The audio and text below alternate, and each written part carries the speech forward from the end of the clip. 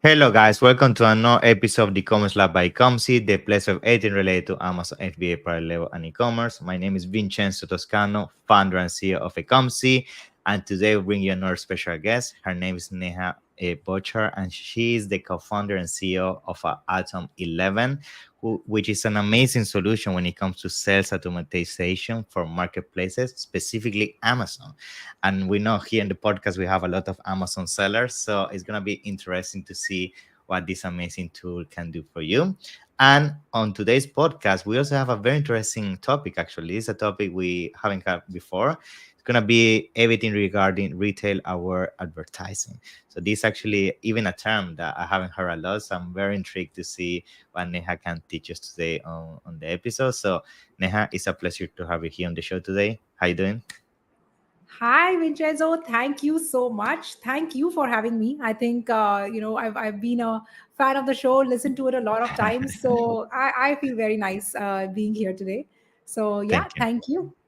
Thank you. Pleasure is mine. Yeah, thank you for making the time for to come to the show. And my goal with this podcast is to always bring entrepreneurs like you to learn about their journey, but not only learn about their journey, learn about what they're bringing to the space with their solutions, and also pick their brain in terms of the latest strategies. So I think to get started with today's episode, I wanna start a little bit with you as an entrepreneur, how you got started, and basically went into funding your company, and then we go from there. Yeah. Sure. So very quickly, thank you for introducing me. I am the co-founder of Atom 11, which is a retail-aware advertising and analytics software. Mm-hmm. For Amazon, for now, we do intend to be a multi-marketplace play Nice. going forward. Let me tell you a little bit about my beginnings. I come from the Amazon background. I have worked with Ex Amazon for about Amazonian. 6 years. Yes, Nice. ex Amazon, Amazonian. Worked with Amazon for about 6 years. I was, in fact, a founding member of the Amazon Mm. advertising team in Wow. India. Basically, started the business, scaled it, to Mm-hmm. about 800, 900x before I left. Good. Worked with about 300 advertisers. Mm. So I had teams which were looking into sales as well as account management for advertisers. I've done product marketing for advertising, Amazon advertising. I have done sponsored videos, which is videos for freebie. Mm. So Yeah. product development for that. So in short, been in this space for the last 6 years, basically eaten this space, drunk, eat, drink, sleep this space, basically is what I've I done, know. right? I know. And I know. I think my even at Amazon, I think my role was such, first being, heading account management teams, then sales teams and product teams. It has been so customer backwards throughout that I think within that journey, I started learning about some intricacies about Amazon advertising and Amazon businesses as such, uh, that gave me um, and a call saying, hey, there is a space which is not being utilized, or there is a change which is coming in Amazon advertising, or just in how e-commerce is going to be managed going forward, that this is probably a good time to actually bring your thoughts, or bring my thoughts and my ideas into something that I can create as a new entity in itself.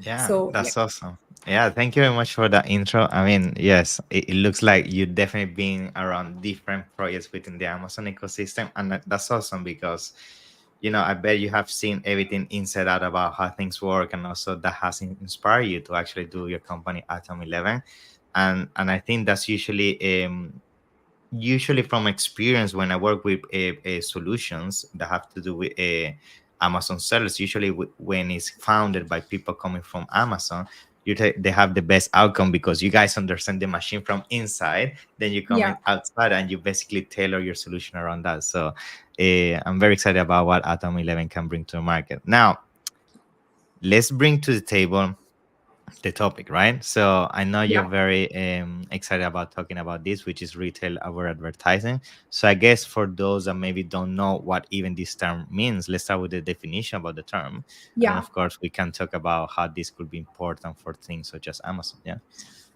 sure.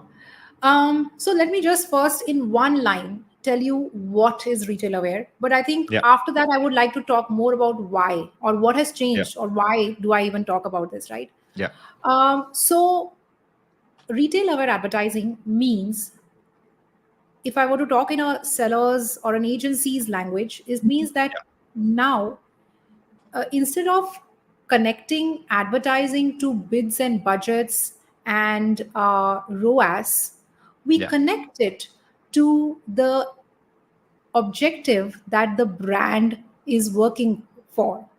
That hmm, is sales. So you connect your advertising to the total sales, and you not just look at how and what products you're advertising, and how do you increase your bids or reduce your bids so that you can get to a specific ROAS or a specific TACOS. You actually look at which product needs the most attention. Is hmm, the how are you bringing in inventory within advertising? How are you bringing in bestseller ranks and market share within advertising? How are you bringing in um, search ranks within advertising? How are you yeah, bringing in all of that, taking inputs from retail and actually using it in advertising? yeah, um, this is something which, in my belief, is going to just be a change in how agencies and even brands are managing their advertising going forward. And of course, we would like to I would love to talk about it in more detail. But just given the fact of how expensive advertising is becoming, and yeah. every single penny is, brands would like to see how it is I actually know. translating into sales. Yeah, Retail level advertising is going to become more and more important. um, and you know what, Vincenzo, you are a full service agency, right? yeah, Tell me, you guys have already been doing this, probably, retail level advertising is something that is a coined a term which is coined recently, but you guys have been doing this for a long time. yeah, Why don't you tell me a little bit, maybe a couple of lines yeah, yeah, about what do you yeah. Of think is the course. difference between you and another agency which is more advertising focused? And of course, nothing is wrong.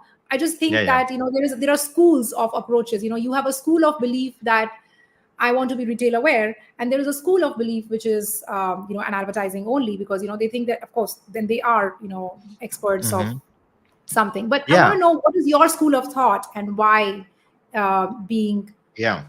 full service? Of course, of course. So I would say, yeah, when you do full account management, it's completely different than only doing advertisement, because if you only do advertisement, yeah, most of the focus is in lowering, the ACOs, the TACOs, and just focusing on those KPIs, but it's not really thinking outside of the box of what is happening with my brand.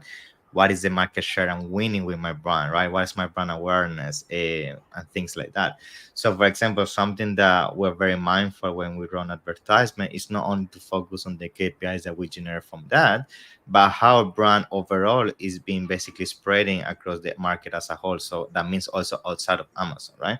So, for example, something that we like to measure a lot when we run our advertising is going back to what you just mentioned, is also making sure our organic position is winning, the lifetime value for clients is increasing, because sometimes there are strategies where you don't make money on the first or the second or the third purchase, like especially with supplements, is down the line, right? So it's thinking Yes. about, okay, my ACOS is 100% on this product, but I know my client now is going to come back and buy this accessory, this, that, and that. And that's usually when you end up making the profit. So that's the first thing, like understanding not only the KPIs, but how you actually construct the whole funnel around the client, and how advertising is actually just a tiny part. Because I think, and I bet you see this a lot, Neha, that people think that PPC is the only solution to your business, and it's only there to enhance and provide support to your business. But if you don't have the right Yes. branding and product in the first place, nothing's gonna work, right? Absolutely. I think I'm just so glad that you said it, right? Um, Yeah, but I think, Vincenzo, I wanted to take you back to hmm, 2017, yeah, right? 2017. was a completely different time. It was not very long ago, by the way, but it was a very different time, right? People were not thinking the way you are thinking today. Yeah, that's PPC correct. had Yeah, just launched, was very cheap.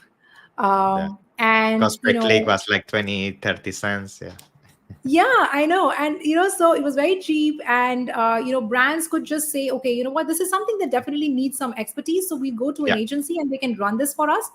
yeah. Um, so agency, please run this. Just make sure that you are keeping it in a specific ROAS, which is, X or Y, right? Depending on Mm-hmm. what they wanted. The second thing that was there in 2017 was data availability was not as much as what it is today. Mm-hmm. Okay. So That's brands right. wanted to actually, they would come to an agency or even a tool and say, show me a lot of data. Just Yeah, show me so much data that I can actually, make better decisions. yeah, But in 6 years, something has changed. And that something is basically, it has completely a 180-degree change, which says now there is so much data. Now there is so much data that you don't know what to look at. And I when know. it comes to PPC, um, you know, PPC has become expensive, results are not as Mm-hmm. great. So now brands have the questions that brands are asking are not that show me more data and run my PPC. Questions Yeah, have changed. Show me my data has become show me my insights. yeah. The overall Um, picture of my brand, not only the exactly. PPC. Yeah, yeah, Right. I mean, it's not about okay, sales went down, but why? Or okay, hourly data is X, but what are you going to do? What is the insight about it? Like, right? So people have now started looking at from data has now become insights, and PPC is now earlier you used to hear ROAS, now you hear TACOS, and in future you will start hearing a word that you said, right? LTV and CAC. yeah. So these things are going to start evolving as PPC becomes more and more expensive. And we've already seen this, by the way, with Google and Mm-hmm. Facebook, all of these things have already happened. Amazon is just getting into that trajectory of, hey, we have moved from ROAS to TACOS, and then now CAC and LTV, which is something that you guys are already doing. So Yeah, times have completely changed, and I think now is when way of working is also going to start changing, from uh, only advertising to full service that. to and for tools also, which is only advertising, to something which is more retail aware or e-commerce management as a whole, something like that. Yeah, I think as well now. I mean, all this sounds amazing, and it is because we do it on a daily basis. However, the Yes. reality, and I'm sure you're aware of this, most people don't have access to the right either tools or resources to basically combine all these data points, um, be able to do something meaningful with that, because you need to have an understanding of what all these data points means, and how based on certain KPIs of combining all this, you can make a decision. So what I'm trying to get with this, like, do you have some advice, or maybe what are some of the first steps a brand should take to basically go down that direction and stop focusing only on ACOS and all the different KPIs that everybody's thinking that is the only solution for the business, you know? Yeah. So I think there are two, three things that I think, and of course, I'm also learning when I talk to more and more Yeah. clients. Um, my framework is three things: aggregate, analyze, and automate. And let me take you through this framework, and then of course, then within this you will get the answer to your question. Mm-hmm. The first thing that I suggest is break the silos. Hmm. Just break the silos. I mean, that itself is going to is going to save you so much trouble. Amazon has about 150 reports. They have about 50 reports on advertising. So those are siloed enough. Yeah. Now your job is, let's say, or any brand basically should actually first think of starting to aggregate these things in one place, Yeah. one dashboard where you can actually see your sales trends along with your PPC spend, your PPC performance, your inventory availability, your pricing, your Mm-hmm. discounting, your the sales trends and BSR trends, right? Yeah. Your sales with R&R, ratings and reviews, all of these things in one place. Mm-hmm. Once you start this, and that is what I call aggregate. Yeah. Start aggregating, just break the silos, right? The second thing that I suggest is analyze. Do not, okay, and it could be two different things. There are brands and sellers who want to do things, on Power BIs or Yeah. wherever, or if Hmm. they want to use a software, add intelligence to it. The time for looking at data is gone. You can't look at the kind of data Amazon gives you already, Hmm. and Walmart is going to follow suit, right? The data that Yeah. Amazon gives you today, let's say 300 reports, Walmart is Yeah. going to give you another 300 reports in the next 2-3 years, right? So you Mhm. cannot humanly do all of that. So see what you can do to add intelligence to this data and Okay. walk you through. Just look at, just imagine that, you log into a software or your dashboard, and it's actually walking you through saying, hey, today um, these 5 products are out of stock. Step number 1, inform your ERP. Step number 2, go and pause advertising. Step Hmm. number 3, do you want to do something about pricing? Right? So, all of those things basically is something which is now interconnected and guiding you that, okay, this event has happened. Now, this is what you need to do. And then the next day, when you come and something is back in stock, that hey, this product was out of stock yesterday, Yeah. it's back in stock. Now, do Yeah. you want to do this, this, and this, right? So now, instead of just looking at, okay, I will look at what do I have to do, think of Yeah. something which can guide you that this is an event that has happened, this is the action that I need to take. And the last one is automate. Now that you know that this action needs to be taken, automate those actions so that you're saving time and saving your that time that you are going to use on implementations and using it to build better Mhm. strategies. You have 500 products, let's build strategies for those, and then feed it into a software so that it can take care of the execution part. So those are the 3 things that I advise sellers and brands, and saying, hey, this is now the time when that we start aggregating, analyzing, and automating, so that we are spending more and more time in actually building strategies and figuring out how do we reduce CAC, how do we increase LTV, how do we increase our or reduce our TACOS, things Yeah. like that. Yeah. Yeah, it's super important because yeah, just the part of aggregating and analyzing. I find people doing so many mistakes with that. Sometimes when we do audits, they have the data vice all over the place. They have different dashboard for every single thing. So when it comes to making a decision, realistically, you can. You're just playing the casino, the roulette, right?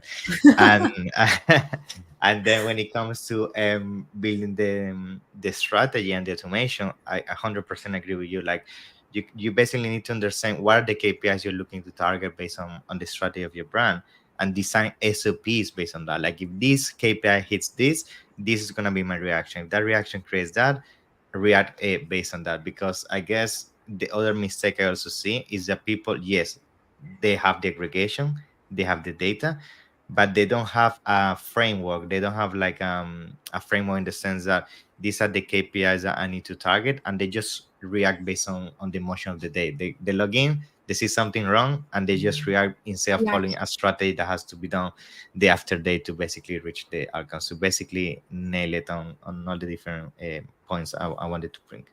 Now, when it comes to these solutions, right, and implementation, would you say, do you need a lot of data to really make sense of this? Because another question I guess sometimes for people is like, okay, all this, of course, it makes total sense, but if I'm not doing enough volume, maybe I don't have enough data to really make something meaningful out of that. So basically, what I'm trying to say with this, will you say that this strategy it only applies to medium to big brands, or will you say this is something you can start implementing from day one? Like, Yeah, what is your take that's a on very that? good Yeah, point. That's a very yeah. beautiful point. So, Vincenzo, this is again what I think. I believe it's more important for mid market and enterprise brands. When I Hmm. say mid market, I actually can bring in brands which are spending, let's say, over 20,000 US dollars on Hmm. advertising, right, a month. Now, they may actually not be mid market, but I mean, in Amazon sense, we can actually start Of counting them course. in. Yeah. Now, um, smaller brands, Mm-hmm. They don't need the kind of automation that I'm talking about, Yeah. but they definitely need the aggregation. Mm-hmm. Yeah. Because, see, for them, lesser money is also at stake. And secondly, anything which is so sophisticated will also come at a cost. I mean, Mm-hmm. uh, a smaller brand would rather spend that money in improving customer service, or Exactly. basically 0 to 1 brands is what I'm saying, right? 0 to 1 brand will probably use that money, rather than spending it on a software, they will use that money on other things. But once you are a 1 to 10 or an enterprise brand or a challenger brand, that's when it becomes, I think, now it is already becoming important, and in a let's say a couple of years, it is going to be, you cannot imperative, basically you cannot work without it. So that's the direction that we are also going in, Yeah, right? So yeah, of but I think course. for a 0 to 1 brand, I think aggregation will probably solve a lot of their problems, because teams are smaller, miscommunications are lower. Yeah, You can actually they can actually manage a lot of this without. awesome. Now, when it comes to retailer advertising, of course, now we're focusing mainly in the Amazon ecosystem, but I would like to start also bringing this forward to the fact that nowadays, more than ever, because of the competition in and saturation in some of the niches within Amazon, people is spreading their wings and going to our marketplaces or having them direct to consumer channels, right? So when it comes to this strategy, we say, especially as you start to become a medium market to enterprise company, is also is there some correlation, for example, of things that you do in Amazon that could give certain effect on your D2C channel or channel? Like, have you seen on the accounts that you have managed that are heavily implement this strategy? Like, just to give you a quick example, like it could be that because you're doing so well on Amazon and you're creating such a good brand on Amazon over time, like the example with Anchor, right? Now they have the direct to consumer, people just go now to their consumers, so that created an effect due to the efforts they did on Amazon, right? I know this is much more complex to track and everything because there are so many data points, but there's something you can share on this point that you think is also important for Amazon sellers to consider when combining other channels and things like that, Yeah, this is a very good question. In fact, something that some of our clients have asked us in the past, Vincenzo. They've asked us whether we have plans of starting to aggregate data with D2C, Mhm. or Yeah, even D2C marketplaces, D2C and offline. So we yeah, I actually know. get a lot of requests on those. Let me answer the question in two different ways. Sure. One is from the tool side of it, and the second one is the question that you asked, which is also on impact, Exact. impact of Amazon on other this thing, right? On the tool side, Vincenzo, it also depends on focus, right? There is so much to do on the marketplace end only, that any tool would first want to make sure that, hey, we are doing a good job on marketplaces first, Exactly. and then we can go and probably include D2C and other Hmm. sources of data. Marketplaces in itself are such jungles right now that there is Yeah, just so much I know. that you would want, like, especially for me, for example, I would want to first do a great job at Amazon, then include other marketplaces like Walmart, Kroger's, Chewy's, all of that, and then think about D2C. The market is huge enough. Now, when it comes to the impact that brands are seeing from, let's say, Amazon on their D2C, Yeah, are you asking in terms of sales? So let's say if something happens on Amazon, are they seeing a trickle effect on their yeah, D2C? Is extra. that your question? Hmm. Yeah, Okay. basically, yeah, trickle effect. Because, for example, I had this brand that the strategy they were doing it is very clever. On Amazon, they were only selling their cheapest product, but all the Yeah. premium lineup was only on their D2C channel, right? So they were using Amazon as a magnet to generate brand awareness and basically break even almost just to make the brand be recognized. But the lineup that is actually the one that have the big profit margin, you can only buy in the D2C channel. And basically, they use Amazon as a lead magnet to bring people to their D2C. Just that's just a strategy, right? So yeah, my question is like, do you see more than ever, especially with the cases that you are reviewing lately, that people are doing things like this, like they're using different channels to trickle effects on other channels, or this Yeah. is something that maybe is not mainstream yet? Like that's Yeah. basically my question. Yeah. Yeah. So we don't manage brands, we are more SaaS, I think. But I can tell you from my experience of Hmm. working with some of these brands, I Yeah. do see trickle. So now everything is becoming omni-channel, right? Exactly. You Yeah. Yeah. can see something on Instagram and or TikTok, and then And then come you and go buy there later and on. you buy there. Yeah. Exactly. So it's all omni-channel now. So definitely there is an effect. There are trickle effects of you changing your pricing on D2C. You increase your pricing on Hmm. D2C, your Amazon sales go up. You Exactly. increase your pricing on Amazon or reduce your pricing Yeah. on, let's say, That's what I mean. Walmart, Yeah. your Amazon prices go up. So Yeah. those things continue to happen. What you have said, I think it's a very smart strategy. Yeah. I personally haven't heard of this one, but I've heard of people using a lot of these strategy in PPC, for example, because that's something that's my home ground, right? PPC Yeah. is home ground. So Your what thing. I've seen is, and we've actually done a lot of experiments while I was at Amazon. Um, we've seen experiments where brands, what they do is they will take their cheapest product, which is just a Hmm. little bit cheaper than their competitors' cheapest product. So let's say competitors' product is at $20, and let's say this one is at 19.5, and Exactly. all their competition targeting happens with their cheapest The product, cheapest. and all their Yeah. branded targeting happens with their most expensive products. I So I've know. seen that, but I haven't yet seen the kind of strategy that you mentioned, I think, which is Omnichannel. very, very smart. Yeah. So Yeah. I learned something very cool today. I will probably suggest people. Yeah. Yeah, I just wanted to bring it to the table because I find that more than ever that everything's omnichannel, and now people are starting to aggregate data from different points. Yeah, I just wanted to basically open the conversation to see if you have some Yeah. take on that, because I feel like more than ever, especially with brands that we're starting to bring into Amazon ecosystem, they demand more and more the aggregation of all these data points. They want to know on a single dashboard what is happening in Shopify, what is happening in Walmart, what is happening on Amazon, and how Hmm. things can be correlated between each other, which again is complex sometimes, especially when you have a lot of skills. But I see the market is going down that direction. They don't see anymore like, I don't really care about the acres on Amazon. I care about my acres overall, my tax overall of my brand, right? So yeah, Yeah, that's I think that's a very interesting point. So, but you know what? I think here's the challenge, which is not even solved yet. hmm Um, you can look at sales and you can look at all the data that you want, but there is a significant amount of difference between how D2C operates and how Amazon and Walmart operate. And yeah. the biggest difference is competition.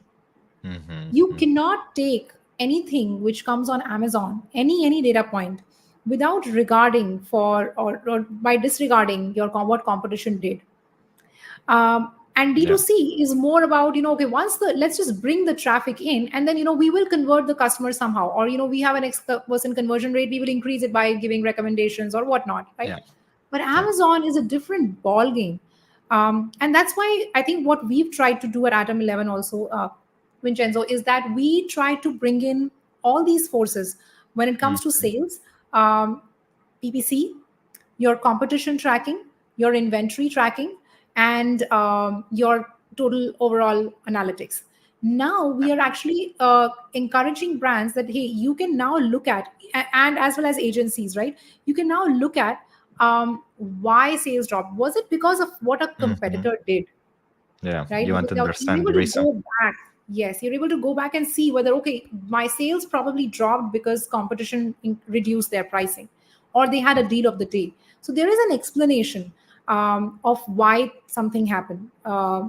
So Awesome. that's something which kind of helps you navigating the Amazon or marketplace ecosystem, and it is very, very different from how you are navigating and measuring your Yeah. variables on Shopify and other channels. Exactly. Awesome.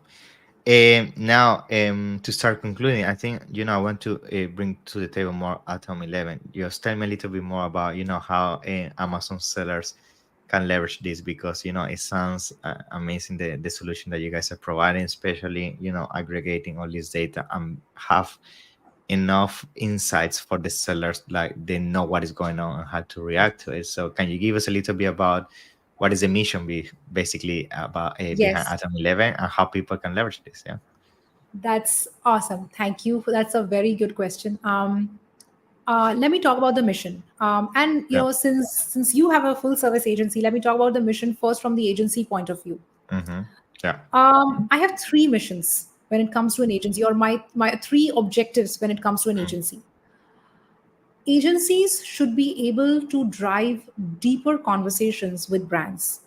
When I Okay. say deeper conversations, they should be able to drive conversations about, why a specific product is either their CAC is increasing, or their sales are dropping, or what a Yeah. competitor is doing, so on and so forth, Yeah. rather than just increasing, or just the ROAS conversation. Mm-hmm. For deeper conversations, you not only need aggregation of data, which of course we are doing the Mm-hmm. aggregation part, but because agencies have a different problem, right? They're managing hundreds of accounts, so they Mm-hmm. need those insights in front of them. Don't have the time to actually dig deep into Inside every each account. single insight. Yeah. Absolutely. Yeah. And I can Yeah. see Yeah. you smiling, right? It is tough, Yeah. it's hard. So the first thing is, how do you help an agency drive deeper conversations with their brands? By giving them data upfront, helping them evaluate every single action that they are doing, pre versus post. Giving them an insight upfront and saying, "Hey, this is something that you might want to discuss." That's Yeah. point number one. Point number two is RCA. Now, I have been in discussions, I think hundreds or Hmm. thousands of them. The minute sales goes down, what happens, Vincenzo? Who is the first guy that gets fired? Or fired Yeah. as The in, like, agents. the, Yeah. the agency, or and especially the ads guy. Yeah. Like, they look at, they are, there's I've been in meetings where, they see a sales dip, and change their gaze from the presentation to the ads guy in the matter of milliseconds. Yeah. So, Like if he's the one that is always responsible for everything. Yeah. Yeah. yeah. Now, why does that happen? I would want to give the agency a way to defend that, there is a reason why sales went down, and it may or may not be advertising. Let's figure that Yeah. out. Is it your pricing? Is it your Yeah. inventory? Is it a competition did something? What happened? So we actually built a root cause analyzer just for agencies, because we've seen those Nice. looks that they get, right? So that is something where you actually, in one click, you'll be able to see and tell the customer that, hey, these three things changed. Now Nice. let's get deeper into this. So that's Yeah. point number two. And the third one is, of course, the value that it's giving you in terms of saving your time. So customized reporting, or you want to automate your advertising actions, so on and so forth. So of Yeah. course, along with the automation, which a lot of tools are also providing and doing a great job at, I think Yeah. my vision goes a little bit above and just thinks a lot about exactly what is the problem, or where is the agency guy cringing. How can Yeah. we I love it. help And that cringe? I need this table. So that's the whole point of, why we thought that the world needs another tool, because there are a Nice. lot of them and they are doing a great job. I just think that the winds are changing. Yeah. Amazon bringing in more data, people are going to, cost of advertising rising, people are going to need a solution which is more holistic, which looks at Yeah. data holistically and gives them the insights that they want to, and also solves the problem that they actually go through every single day. Brand number one wants advertising or reporting in a specific way, brand number two wants it a specific way, Mm. and i Yeah. just Yeah. i I know. just know I what know. I so know. yeah. I know. I So feel you. I think you and I should talk anyway, so after this. Yeah. I know. So that's from the agency side. From the brand side, it's there is only one thing, which is brands want to increase sale. Whenever I have met a brand, I've never seen them asking me, how can you increase my sales through PPC, or how can you increase my sales through inventory management, or do XYZ.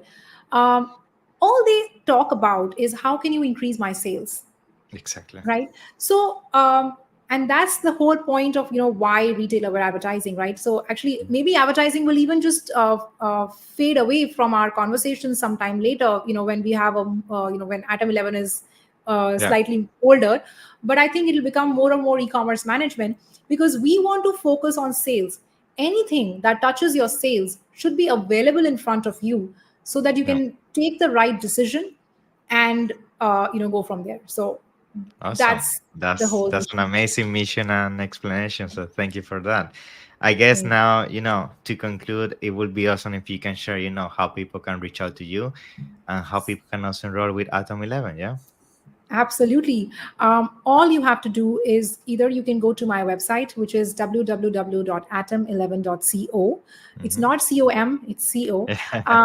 And you can sign up. So you will get a meeting directly with me. And, we would love to discuss or audit your account and figure out what is it that, you need for as next steps for your Amazon account.